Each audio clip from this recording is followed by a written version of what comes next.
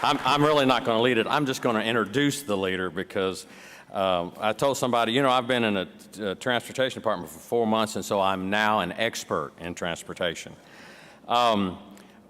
First of all, I think one of the great things about having been a mayor is that I saw what went on, and I see our Mayor Franklin here now. Dr. Moore, we're glad to have you here. But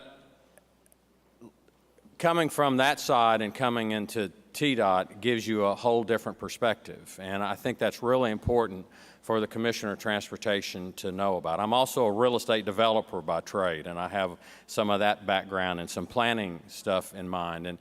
And what I'm now facing, I thought my perception of TDOT today is different than what it was 4 months ago, and it probably will be different a year from now. But one of the things we're going to talk about today, and I get to introduce Jeff Anderson, who's president of Smart Growth, but we have to do smart growth. It's not going to be an option anymore. It's going to be a requirement. We've got to figure out how to do things smarter, better, quicker, and unfortunately in this case, and probably for a long time, with less dollars. Well, in order to do things with less dollars, we have to do them smarter. Unfortunately, I've got to report to you that within the next week to 10 days or something, we're going to get a notice from Federal Highways. We think that we're going to get about $50 million rescinded from our budget. And that's a hit. But we also know that today in Congress, they're talking about a transportation bill. And there's lots of stories going on the transportation side, one from the Senate, one from the House. The Senate plan right now looks like a 2-year plan that's about flat funding. But the House bill, under Chairman Mica, he's pushing a 6-year bill. But we are understanding that if that goes, there could be as much as a 30% reduction in federal funding in transportation. Now, I don't know if that's going to happen, not going to scare anybody, but what it means is we're in flux. And it makes a difference. A 30% reduction in our funding is about $270 million a year. That's a lot of stuff.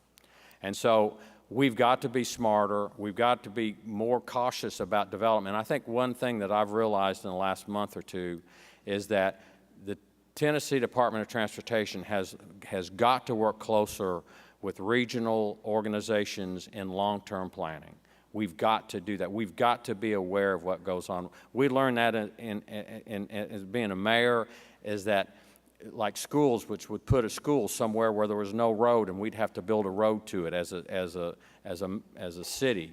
Well, the same thing happens in TDOT, and we've got to be careful. We've got to be involved. We've got to work together as a group to do that. And there's such good brain power in this room, and there's so many great people that have spoke today that know how to do this. And I think I will also want to commend Mayor Dean for starting the Mayor's Caucus. He really opened my eyes to regionalism as a mayor, and I commend him for that, and I know he will talk about that. But I learned that we have got to do this. And so I commend all of you for being here, and the Power of 10 is fabulous. I want to pledge TDOT's commitment to working in cooperation with your groups and with your agencies and your organizations to make for a smarter development in Middle Tennessee. So with that, I get to introduce Jeff Anderson, who's the president and CEO of Smart Growth of America. He's done a lot of really great stuff, and you can read his resume, I think, somewhere online. We're short of time, so here's Jeff Anderson.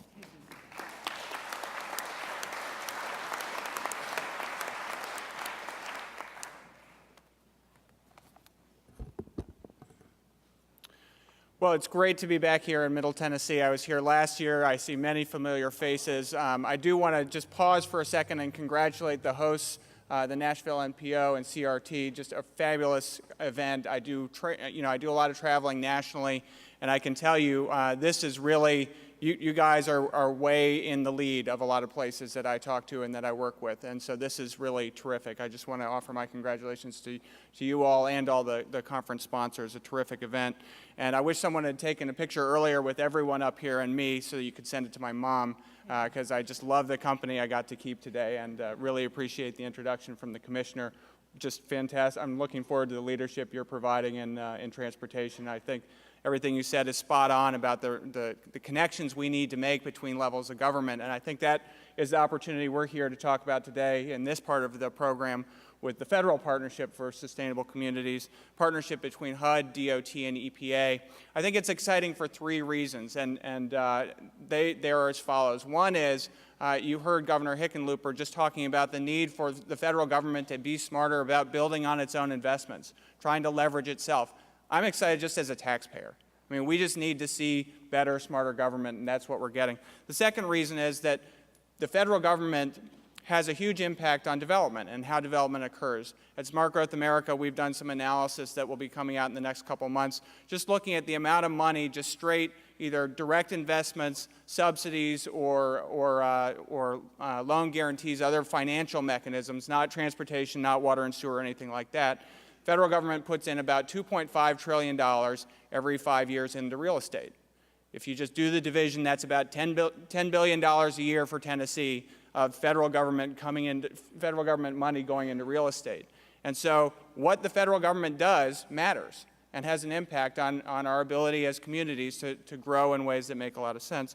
And finally, I think it's a tremendous reflection. I think the partnership is a tremendous reflection of this, of the leadership's willingness and desire to listen to communities, to listen to and understand how federal programs are actually playing out on the ground rather than theoretically as they are being designed in Washington, and starting to get that feedback and use it to inform programs and to get better results from federal programs, to work better with their state counterparts, and to work directly with communities in ways that matter to improve everyone's quality of life. So I have a real pleasure and opportunity today to introduce two folks who are integral to that partnership. And like the commissioner, since we are running short on time, I'm just going to say, by way of introduction, they're good friends, and they're the kinds of federal employees that I think we all want to see in Washington. So I'm going to introduce first John Freese from the US EPA, the director of the Office of Sustainable Communities, and he's going to be followed by Salin Giverghese. Oh, I almost had it, Salin. I know. Senior advisor at Housing and Urban Development.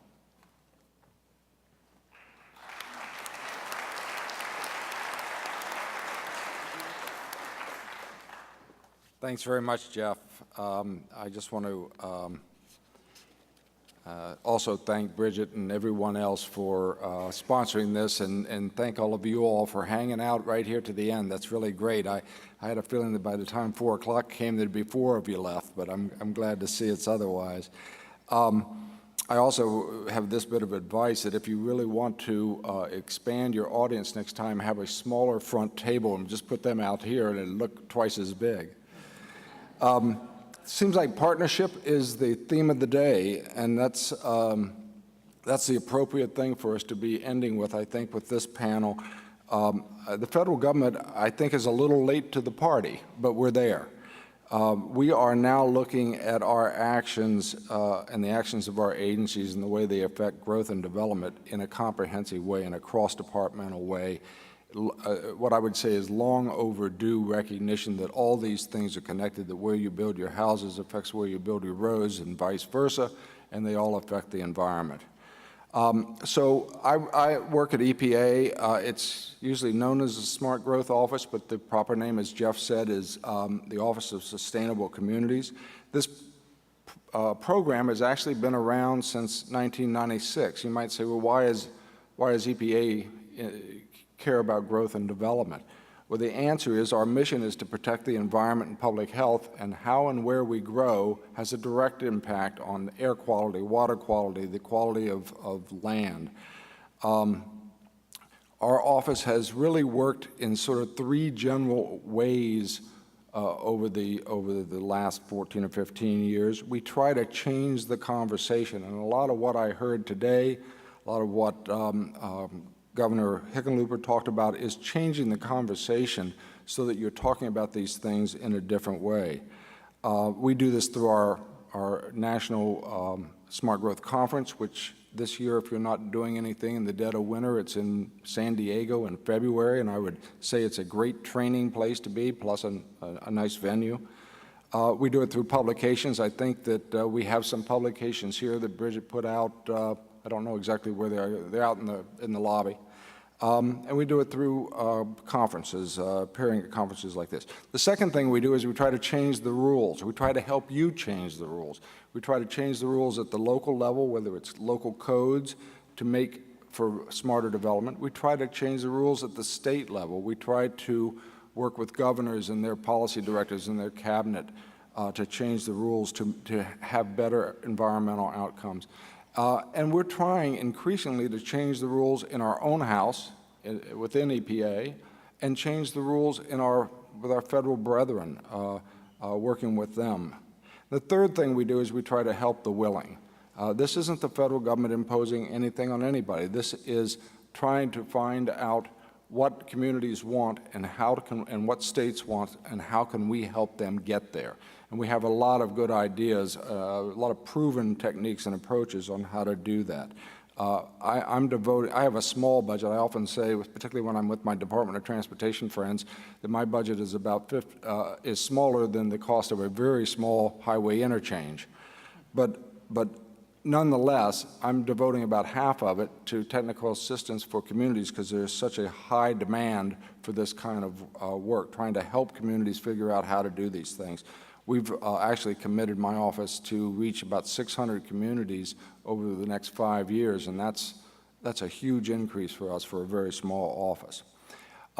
So we did all this work unilaterally until 2 years ago. And on June 16th, 2009, all this changed. My boss, Lisa Jackson, the administrator of the EPA, Solon's boss, Sean Donovan at HUD, and Secretary LaHood from DOT all appeared before Senator Dodd and the Banking Committee and announced that they were going to form something called the Partnership for Sustainable Communities. And then they announced that they were going to all three subscribe to the same set of 6 what they call livability principles. And those principles say provide more transportation choices, promote equitable, affordable housing, increase economic competitiveness, support existing communities, leverage existing federal investments, and value communities whether they are rural, suburban, or urban. And what was significant, I mean, these principles are pretty general, and it's kind of hard to argue with them in a way, but what was significant, I thought, and I continue to think, is that they said, the 2 secretaries and the administrators said that they wanted their staffs to go back and embed these in everything we do, in our administrative actions, in our regulatory actions, in our spending decisions, in our future legislative requests. And so as staff, that's what we've been doing. In fact, we started meeting knowing that this Banking Committee hearing was going to come up in June of 2009. We started meeting about 2 weeks before on a Wednesday afternoon, and we have been meeting every Wednesday afternoon with a few rare exceptions since then. And in fact, there's a meeting going on back in my offices right now that I'm missing because I'm down here, but every Wednesday afternoon, our partnership between our 3 agencies begins to meet. I would say that this partnership, from the federal standpoint, is a fundamentally new approach. And to demonstrate it, my counterpart at the Department of Transportation, Beth Osborne, she's out on maternity leave, couldn't make it here, and they didn't get a substitute. So DOT asked me to say a word or two about what they wanted me to tell an audience in Nashville. And before I tell you what they want me to say, I would just ask you, when was the last time you heard of a transportation department at any level of government asking an environmental agency to speak for them? And I think, in all seriousness, I think this is a demonstration that it's a true partnership and there's real trust here. What Beth wanted me to tell you was that in the budget that the Congress approved for the second half of fiscal year 11, DOT was provided with $520 million, which will enable them to launch a 3rd round of what are called Tiger multimodal transportation grants. I think many of you may know about the previous offerings of Tiger grants. The notice of this funding will probably be posted sometime this summer. Applications will probably be due in the fall, and announcements of the awards will be just after the first of the year, probably.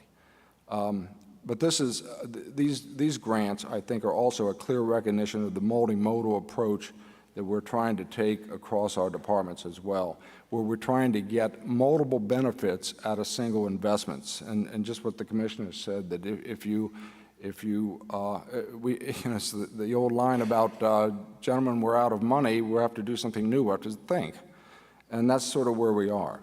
So let me tell you real quickly 8 things that we're doing differently because of this partnership. The first thing is we're not only trying to coordinate our individual programs, we're trying to shift the way our entire departments do. When Secretary Donovan talks about this, he says it's not the $150 million from the Office of Housing and Sustainable Communities, but the $44 billion that HUD spends, that we're trying to shift, move the whole ship around. In EPA, we're doing this by working with our Brownfields office, by working with our water office, by working with the office that oversees NEPA, by working with our air office, trying to get all of them in alignment with a sustainable communities goal. We're using community as an organizing principle for the agency. Second thing, we're jointly developing criteria and guidance. One example of this is President Obama last year issued an executive order on the greening of federal facilities, and in that it talks about the siting, the future siting of federal facilities. Where should they be? And we have put together a joint multi-agency committee to figure that out. We have recommendations. They are now sitting at the Council for Environmental Quality. I hope they are soon to be approved. But if they are approved, these draft guidelines right now call for future federal facilities to be transit accessible, to be in central business districts, to be near affordable housing, to be in areas that can promote walking and biking, to encourage the reuse of historic buildings, to encourage the reuse of gray fields and brownfields. You know, this is a change. When you build a federal facility or a government facility of any kind, they likely are around for a century or more. And it's important where we put them. Third thing, we're jointly drafting RFPs, what are called NOFAs, Notices of Funding Availability.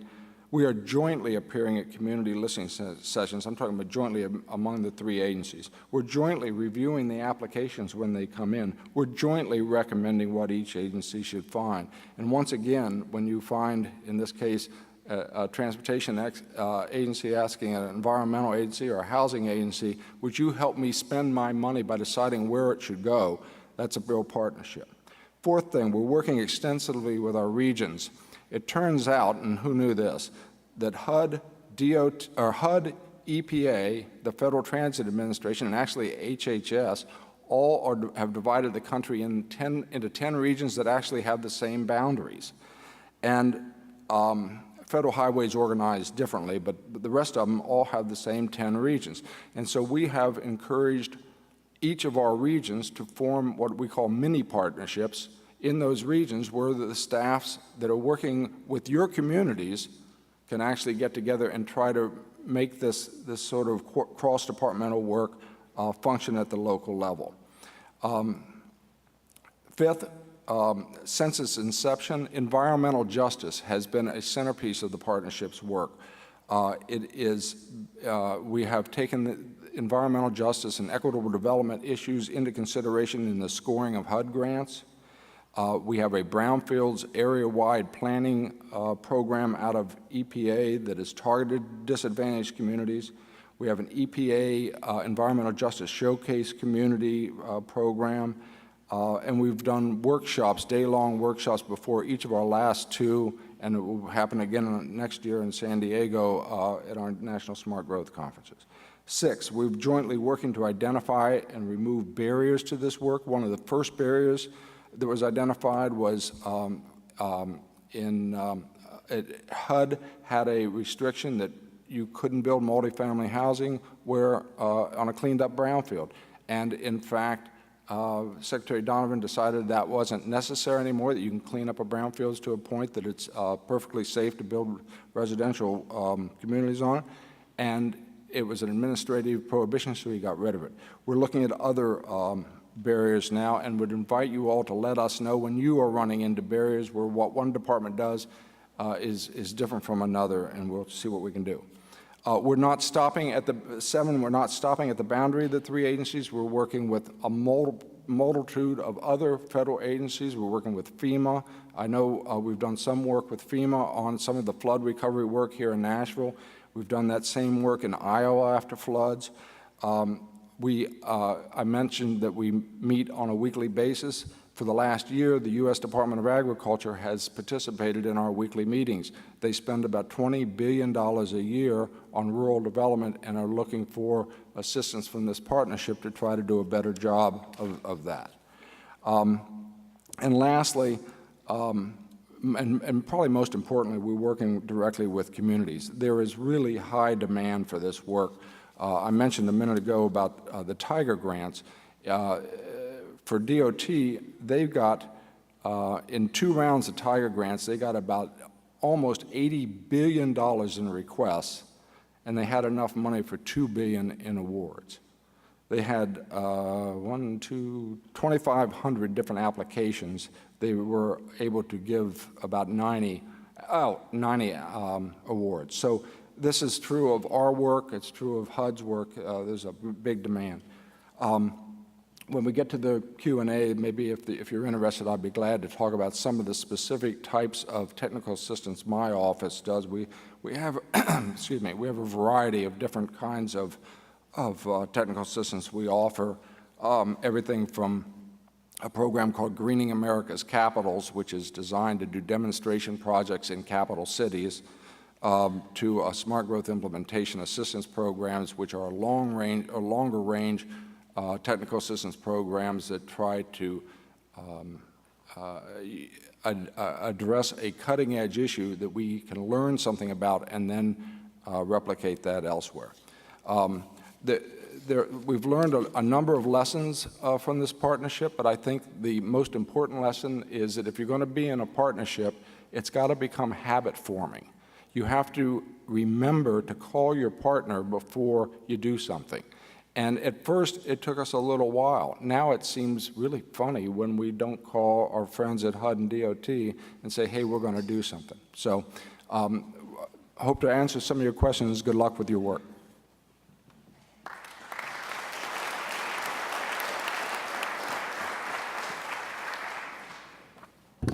Good afternoon. I can't believe at almost 4:45 that everyone's still awake. Congratulations, Region. We haven't bored you to death. And hopefully over the next at least 5 to 10 minutes, I won't do the same. So that'll be my deliverable, make sure everyone's still awake. I have a couple of charges in terms of my objectives for what you're going to hear from me. Part of what Bridget, and thank you again, Bridget and the team for getting us all organized, and Jeff and John and the rest of the team. What John mentioned about the reality of the partnership is actually absolutely correct. So much so that having been on panels together, we finish each other's paragraphs. When one of us doesn't say something, the other one says, make sure you say that. It really is a relationship. And as with most relationships, the other part of the story is there's some pain in the relationship. There are things that we're still getting adjusted to, but that kind of persistence and consistency in the relationship is really important. And hopefully, in addition to you feeling the effect of this partnership together, it starts making that much more of a difference to the work on the ground. So my charge is you have a couple of benefits to this region. Number one, I hope you all know that even in your application for 2010, you achieved a status. That status is preferred sustainability status. What does that mean? When we talked with the secretary last year, one of the things he said is, last year, we have a limited amount of money that's going to be for the Sustainable Communities Regional Planning Grants and for the Community Challenge Grant Program. Getting a sense of what the demand is going to be, and you heard Jeff talk about that demand, it was literally, depending upon how you count them, anywhere from 2/3 to 3/4 of all the regions in the country applied for this program. And given how well you did, you achieved preferred sustainability status. Hopefully in our Q&A, we'll talk a little bit more about what that actually gets you. But it is a status that the Secretary essentially said, for all those places we're going to have to say no to, know that you didn't get the grant, but they are well on their way. Can we have a status that actually counts for something? A signal that we send to you to continue working, continue the hard work, ways of improving. So you do have that status. But the other benefit that you actually have is that the 45 regional planning grants that were awarded, including Allen and Utah and a number of other regions, you have the benefit of learning from them. So my charge is, what have we started to learn? Here are some emerging trends, right? This is when people who are applying start writing notes, right? The recognition of the livability principles. All of the applications had to speak to them, and they became a huge part of the way in which their story got told. The 6 livability principles that John mentioned to you were hardwired into the story.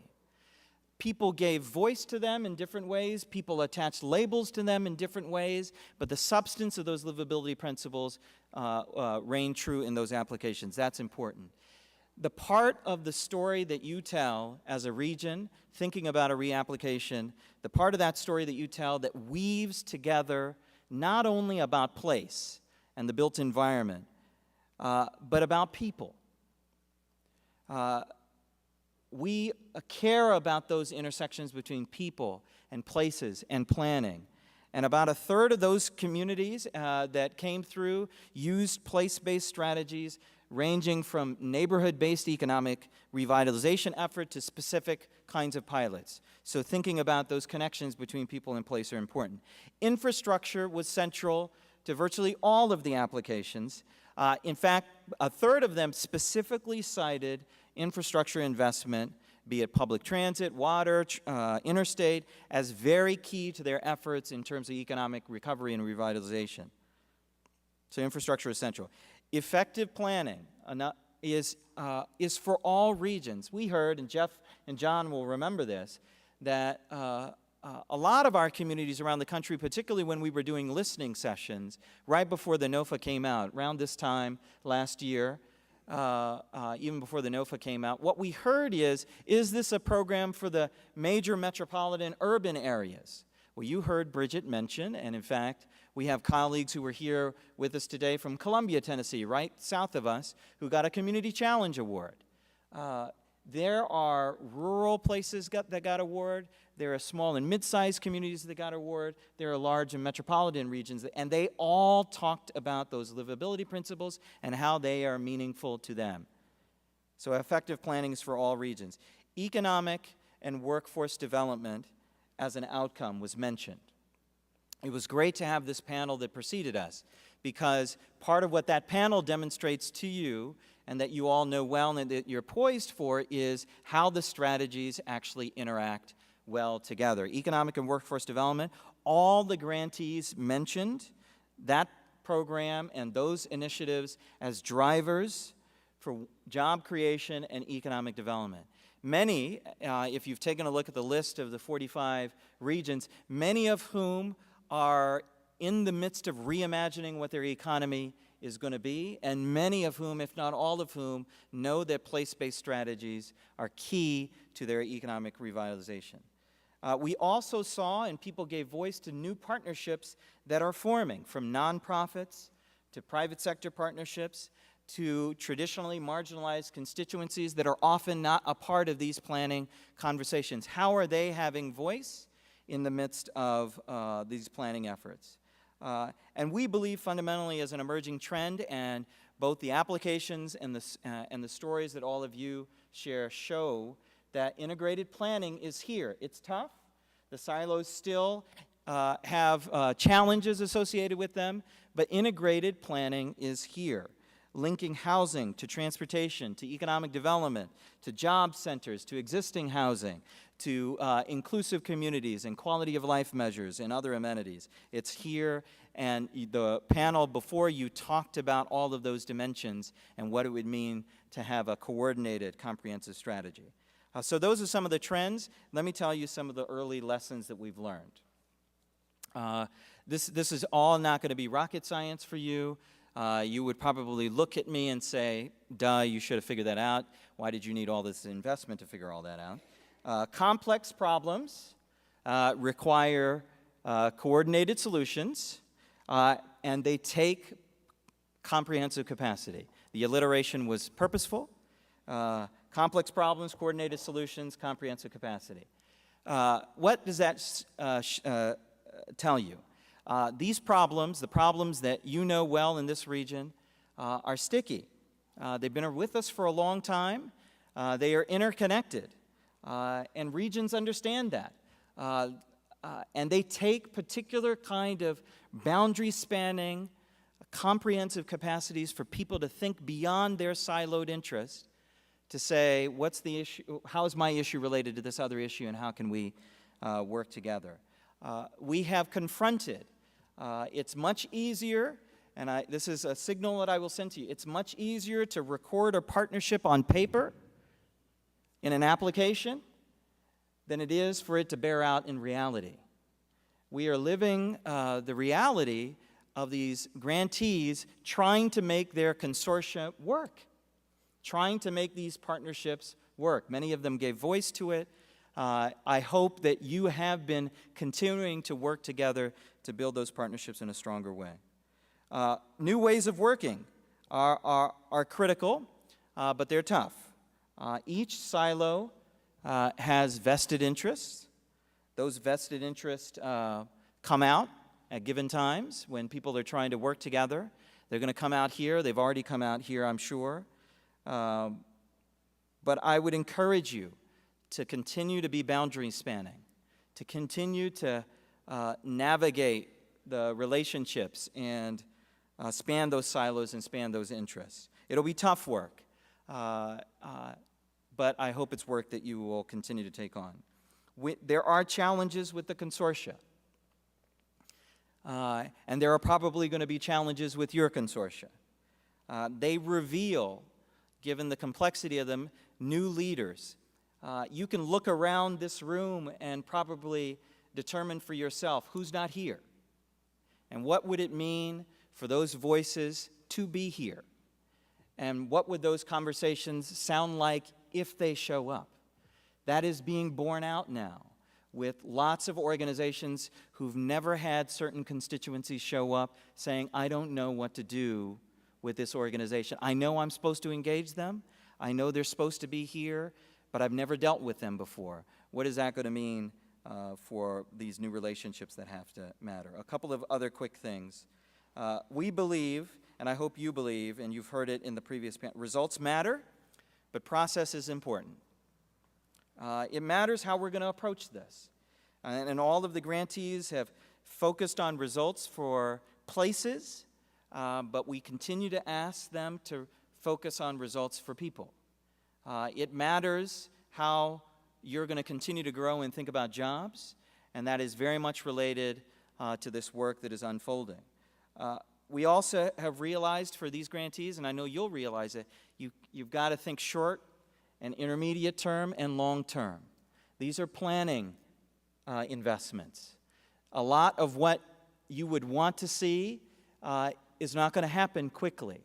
How is it that people are going to have a sense of progress when so much of what we're going to encounter may be over the long term? So I have a couple of recommendations for you to wrap up. One, I would encourage you, this is a state, if you took a look at the list of both applicants and grantees, that fared pretty well.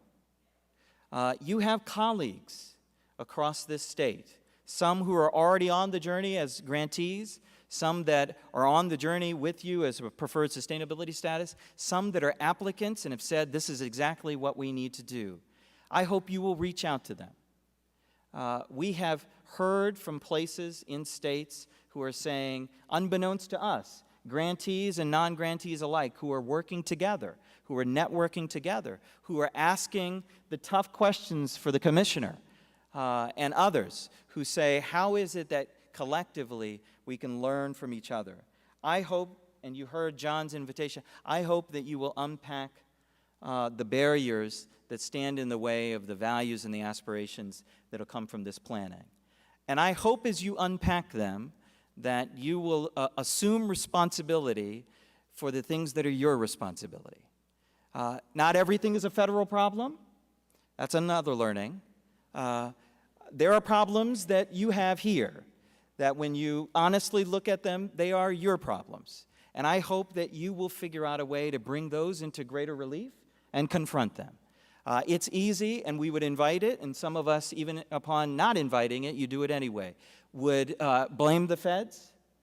You can feel free to blame the feds for barriers and lift those out as John, but again, confront the ones that are yours as well. I would encourage you, much like Alan did, to think about values. But to take it the next step, if you heard those panel presentations, I hope you heard them as I heard them, which is some of the conversations have tension among them. Not everything is going to happen. Choices and trade-offs are going to have to be made. And that's going to be tough. And it is tough for some of these regions to say what's going to be given priority. But I hope and trust that you're going to be able to do that and figure out an approach that will enable you to do that. Lastly, for preferred sustainability status. If those of you who don't know about it, again, it's a status that has been applied to this region. It enables you to get 2 points on a whole suite of competitive grant applications for HUD, so that while you're having a conversation about planning and the vision you actually have, for developers in this region who want to secure HUD resources in those competitive grant programs, if they want to secure 2 points, where often a fraction of a point separates win-lose, it will generate traffic your direction. And what you do about that traffic to say, we'd love to see more of this, or a little bit less of that, before we give those 2 points, provides you the leverage to essentially get started, get moving, and start acting. Thank you.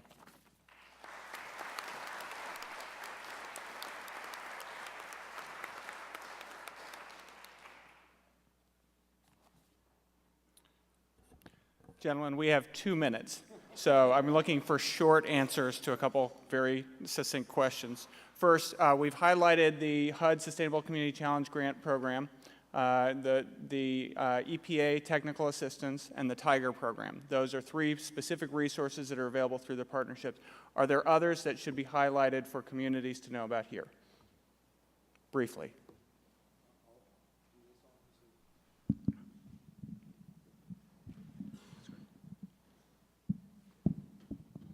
Lost 30 seconds. There are a couple others out of my shop. I mentioned Greening America's Capitals.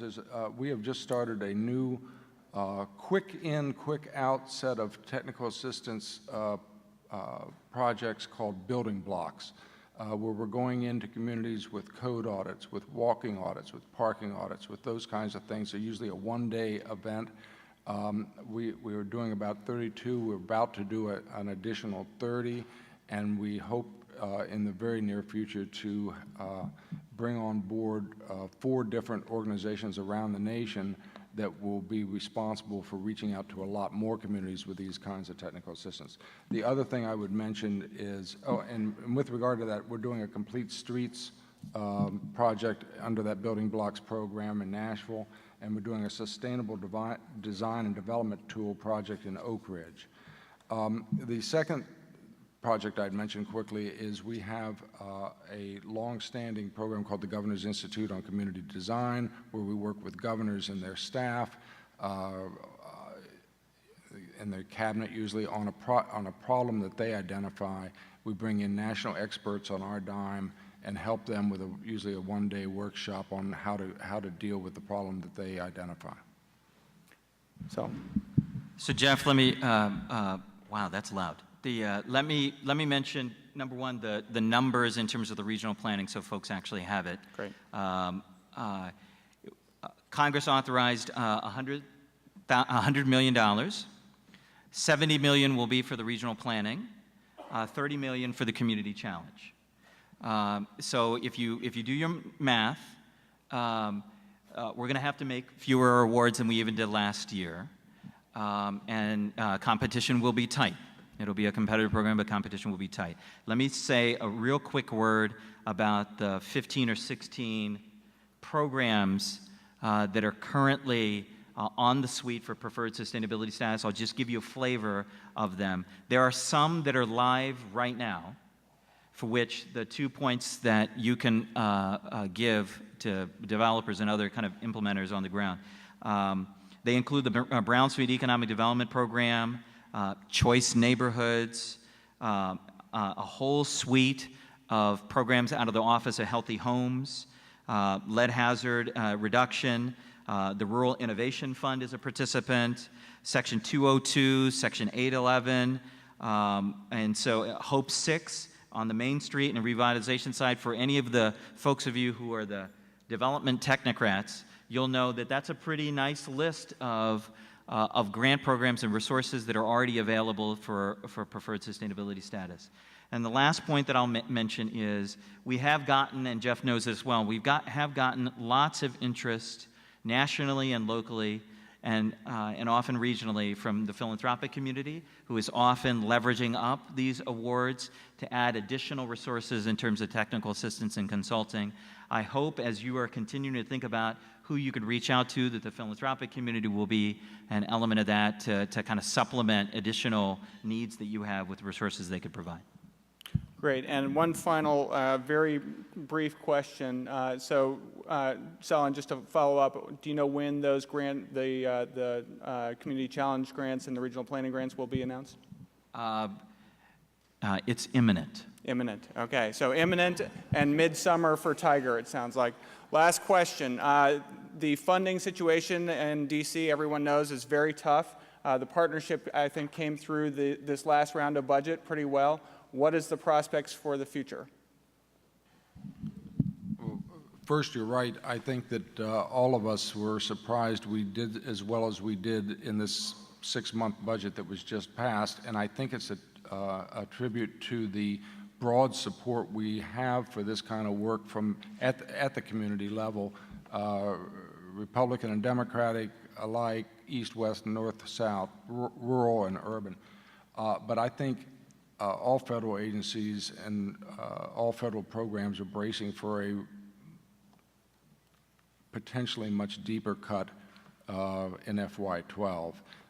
All signs are that there's going to be less money to go around for these kinds of projects. As I say, there seems to be a lot of support for this, but there's going to be a lot of competition. And from what I heard from folks I talked to on Capitol Hill, the reason it did well in this round is precisely because they heard from people in their communities. So if these are the kinds of resources you want from the federal government, now is the time to tell people on the Hill, people in Washington, because there are a lot of folks up there who have no idea how different programs play out at the local level. So if they don't hear from you, they're not going to know. And with that, I want to just thank our panelists one more time.